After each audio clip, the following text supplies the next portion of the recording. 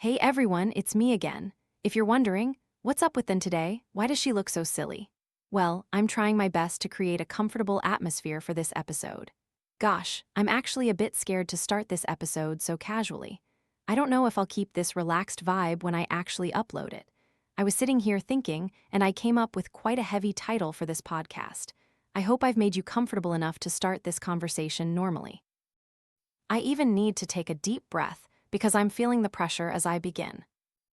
Before, I used to think it was just me, someone who overthinks, but now I'm gradually realizing that this is actually what I call a disease of the century, peer pressure. Laugh slightly, go ahead and laugh, don't mind my pronunciation, peer pressure. It's when you see people your age who are all so talented, all achieving things, and then you look at yourself and feel like a potato. You look at yourself and think, why am I like this? Why do I call it a disease? Because I think it is. Diseases like liver disease, heart disease, arthritis, you can go to the doctor, get diagnosed, measure it, see if it's stage 2 or 3. But mental illnesses like this, there's nothing you can measure. Physically, you can tell, but psychologically, you don't know how much it's harming you. Personally, I don't know what specialists think, but for me, if you have a physical illness, you go to the doctor, and they can diagnose it right. But with this pressure, this peer pressure, sometimes it manifests in very small ways in our lives. The evidence for our internal tragedy is so hard to find. It's usually just a lingering gaze, or a fake, forced smile, or a sigh that lasts a little longer after someone boasts about their achievements when you're just sharing with your friends. And this feeling of silent comparison often depends on, first, your own mindset, and second, your connection with that other person. So when I was experiencing peer pressure, there was a year in that year I dropped out of university. Actually, I hadn't even started university yet. I took a gap year to, explore myself. And thankfully, what was it? I didn't have any prior plans. Everything just happened and it wasn't super successful, but it definitely helped me explore myself.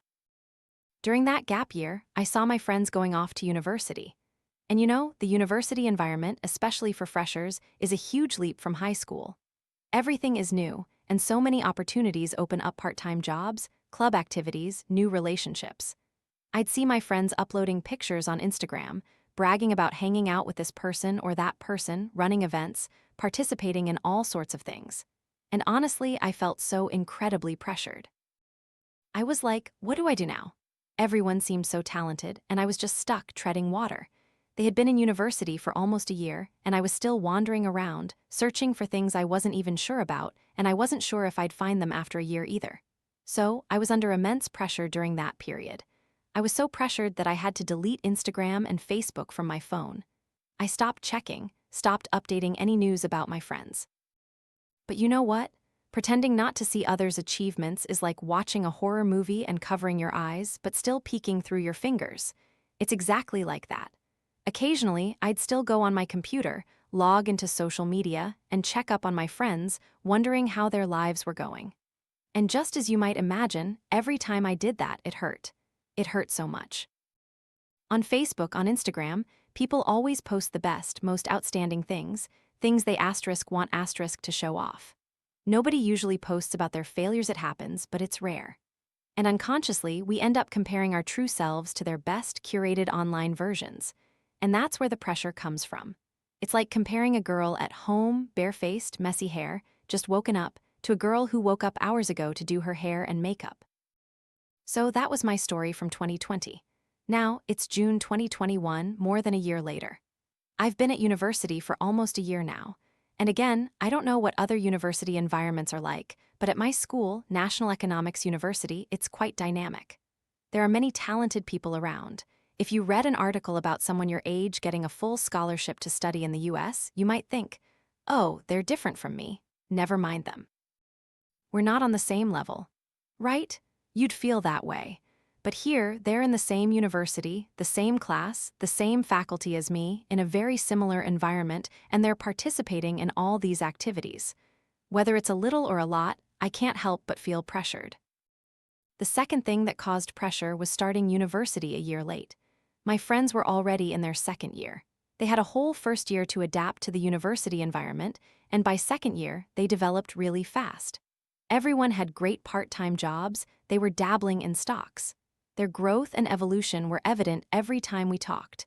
I clearly saw the gap between me and them. We're unconsciously comparing ourselves.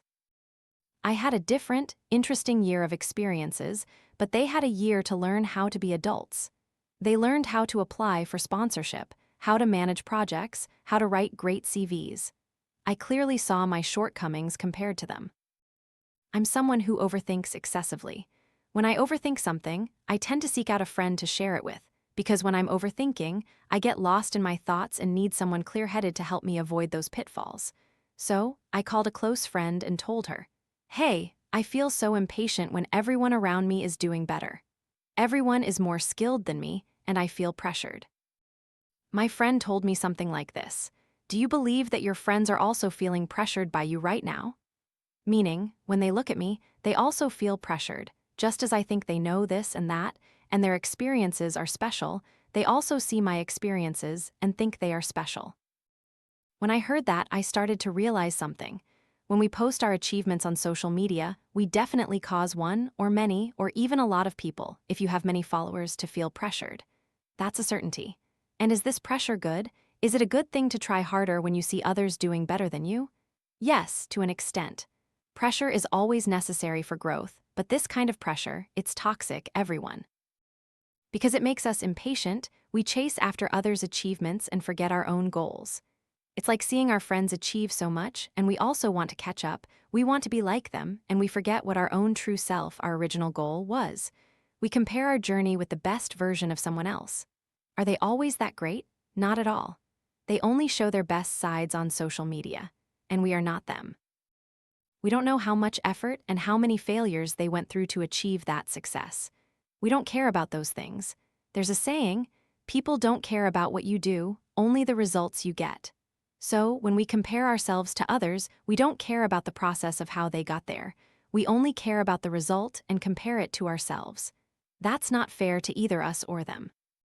As I said, comparing a girl who just woke up, messy hair, barefaced, to a girl who's made up, hair done, dressed beautifully to post on Instagram. It's completely unfair. There's a saying I heard in another podcast, which I still revisit, that essentially we are innately perfectionists. We always compare our weaknesses to others' greatest strengths. But what if I ask myself now, would I switch places with that person, completely, without keeping anything of myself? I'll give you 5 seconds to think. 5, 4, 3, 2, 1.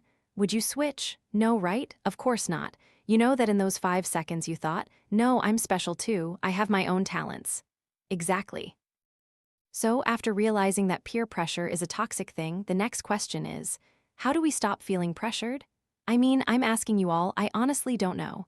I really don't know how to stop feeling pressured, everyone. I chose a method that I don't know if it's stupid or smart. I chose to play deaf, dumb, and blind. I unfollowed the people who caused me peer pressure. I chose that negative way, everyone. You might think, but those people who cause pressure, they always have interesting things to learn from, right? But dear friends, I don't know about you, but the cost I pay, or the opportunity cost when I follow people who cause me pressure, is too great. Meaning, what I learn from them isn't enough to justify the psychological pain it causes me. What I learn is negligible compared to the pressure it brings. I hope you don't do what I did. You shouldn't do that. It hurts so much. So that's why I chose to unfollow the people who caused me peer pressure. For me, those people are not my closest friends but acquaintances. I often felt pressured by them because I'd see them and think, why? Why are they in the same environment as me, experiencing the same things but doing better than me? That's why I felt pressured.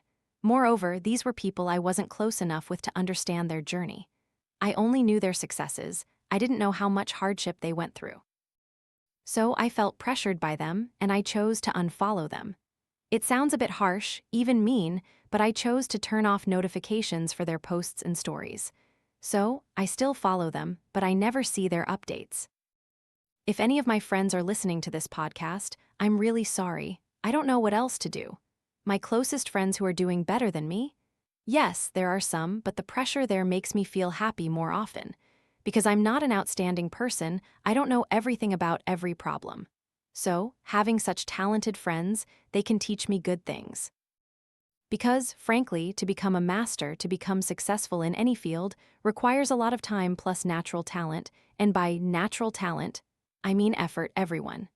So, having talented friends, they can guide me through the shortcuts to success because they've tried and failed enough. I feel happy to have such friends.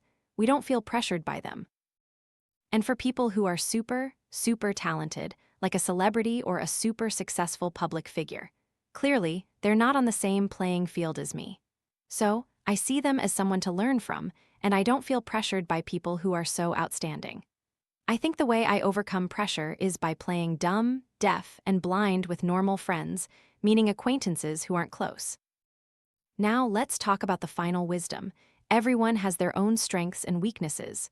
Don't compare. It's that old saying, don't compare a fish's ability to climb a tree with a monkey's.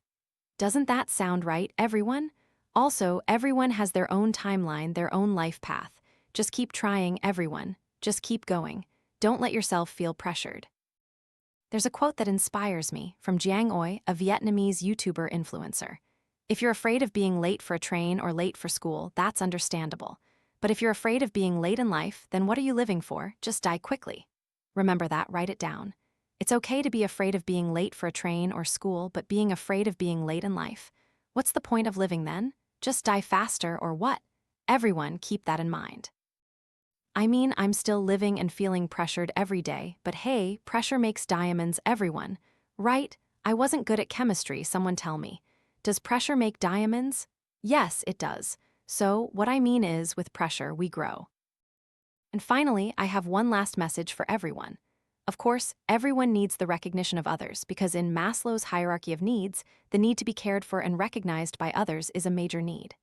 I know I used to be someone who really wanted others to acknowledge me. But sometimes, at our age, in our 20s, for those of you listening, I think you're not on a journey to find yourself yet because you don't have a self to find. You're in a stage of building yourself.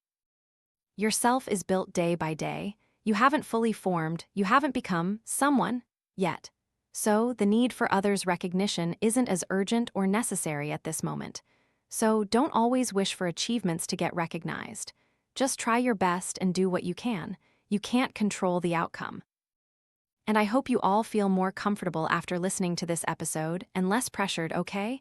Really, there's a Facebook page also named Then, but people call it Then Zero, which makes it easier to find.